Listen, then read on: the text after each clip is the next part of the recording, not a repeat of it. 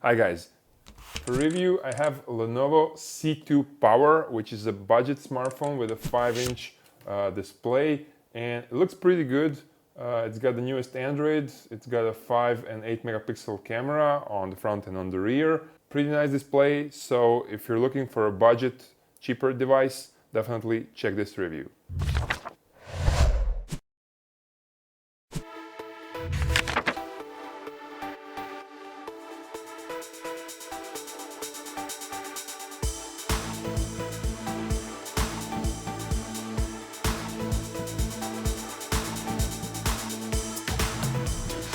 It appears to be like Samsung Galaxy S6, but it has no rounded screen on the edges.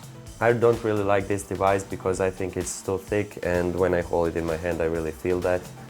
Well, it is a little bit thicker than usual, but I don't know, it has this case for protection, so I guess it's okay. All main characteristics are quite accessible. I also like that everything is on the home screen, so it's really very easy to use.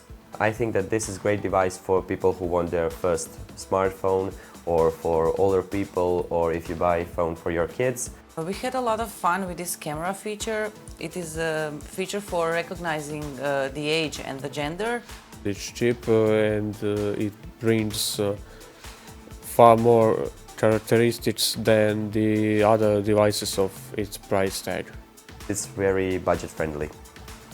When we review smartphones, basically we don't take a look at the price because for someone something is cheap if you have a lot of money, and for someone even a small amount is a lot. When we do reviews, we don't look at the price, we just look at the product and we tell you what's it like. When you take this product out of the box, C2 Power, it looks pretty nice, it looks attractive because this skin is shiny and the front display is covered with nice glass. It's very tightly built. It looks attractive, but the design is actually nothing special when you turn off the display. When you remove the back cover, actually the plastic looks rather cheap under the thumbs. And the only disadvantage is that it's a little bit thicker. It's got 9.6 millimeters in profile. When you put it in your pocket, you will feel it, but it's not a bulky device. It's just a little bit thicker. But what I love is that the 5-inch display has very thin bezels around the display. It looks very good. The 5-inch display is built in a bit smaller casing.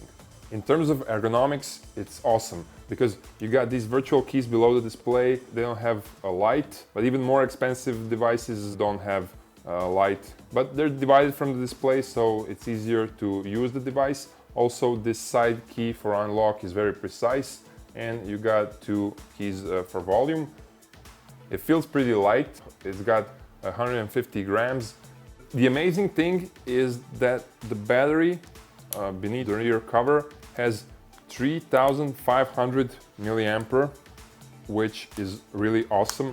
Actually, the previous model, Vibe P1, had 4000 milliampere, but still this is very good. It's got a dual SIM, so you can use 2 SIM slots at the same time, and the battery will last like for 2 days, which is pretty good. And you can charge it up to 20 or 30% pretty fast in just 5 or 10 minutes, but to charge it up fully up to 100%, you have to wait for more than 2 hours.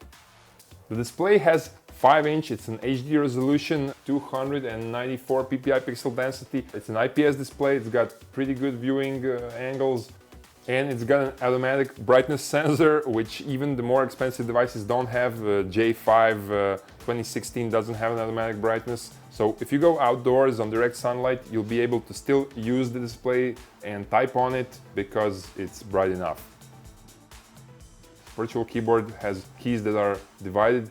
I have a bit bigger fingers, but keys are divided enough so I wasn't mistyping, and you can pretty much adjust the keyboard. You can put the different layouts, you can adjust the size of the keyboard by height, and it's really awesome. It's fast responsive, but the problem is that you don't get number keys on the top row, which I really miss. But okay, you get a comma and a point on the first screen, and you get an emoticon shortcut. Android OS comes here in the newest Marshmallow 0.6 version. with Lenovo upgrade, which means that all the icons are on the first screens, so you don't have a menu, you don't have a drawer for apps, so it's like on the iPhone. This upper dashboard, you have to pull it twice. I like when you have to pull it just once, but okay, to get used to it. All the fast settings here are good enough, the icons are big enough, and for full settings, they look much better organized on Marshmallow. It's pretty easy to use, although you have to search a little bit more for some more advanced options. I was using the device for like a week and it works good. It didn't slow down, it didn't crash. I was able to install a Real Racing 3 on it and I played Real Racing 3. It's not like on high-end devices, but it's usable, you can play the games. And it's got 16 gigabytes of internal memory, 2 gigabytes of RAM, which is just enough for all the applications and games you want to install. But for that, check my special video that we recorded, how fast C2 Power is. I'll tell you that it has a front 5 and a rear 8 megapixel camera, and cameras are actually rather good. In total smartphone range, they have average quality, which is really good for this cheaper device. And the speaker on the rear is quite big. It goes up to full range here. It's pretty loud. The sound quality is not awesome, but it's good enough. And for sound quality, to see how loud it is and what headphones do you get with it, check my special video, sound quality on C2 Power. In the end, this device looks pretty good, although it's rather cheap, but I don't have anything besides the design and the back plastic cover. Everything else is good enough. It's actually pretty good. It's got an automatic brightness sensor. The display looks good. The ergonomics is good. Everything is just more than good enough on this device. So I definitely recommend this buy. It's a little bit thicker device, but you know, it's what you get with a cheaper budget. Thank you guys for watching. Hope I helped you with this video, and check the review on GdgtCompare.com to see more, and see you in some other video. Bye.